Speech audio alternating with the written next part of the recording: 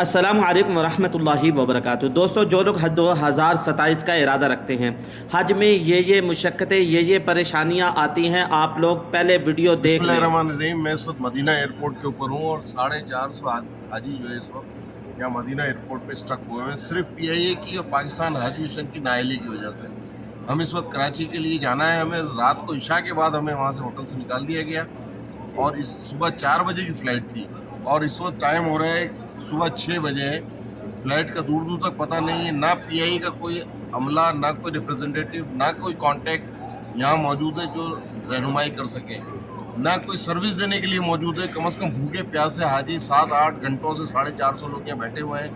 یہ ہماری پی آئی اے اور یہ ہماری پاکستانی حکومت ہے اور یہ ہمارا پاکستانی حج مشن ہے۔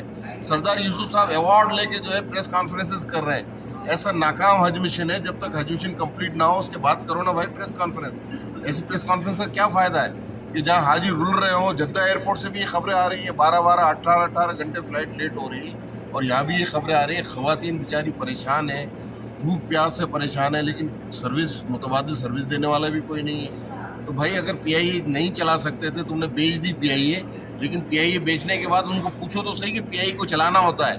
پارک کیا ہوا ہے، رات کے 1 بجے سے ہم لوگ یہاں پر موجود ہیں، پھر 4:20 کا ہمارا ٹائم تھا، 5:20 ہوا، 8:30 ہوا، 10 ہوا، 5:45 شام کا ہوا۔ اس کے بعد بھی کچھ پتہ نہیں ہے کہ ہماری فلائٹ کب جائے گی، ہمیں کب لے کر جایا جائے گا۔ یہاں پر ناشتہ اور میں بریانی دینے کی باتیں کر رہے ہیں، فلائٹ کی کوئی بات نہیں کر رہا ہے کہ فلائٹ ہمیں کب جائے گی۔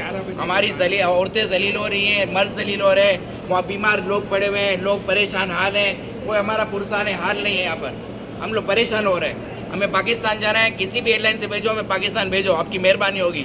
پی آئی اے نے ہمیں ذلیل و خوار کر دیا ہے۔ حکومت دوستو، ویڈیو کو لائک اور شیئر ضرور کریں۔ حج میں مشقت اور تکلیف ضرور آئے گی، صبر کا مظاہرہ ضرور کیا کریں۔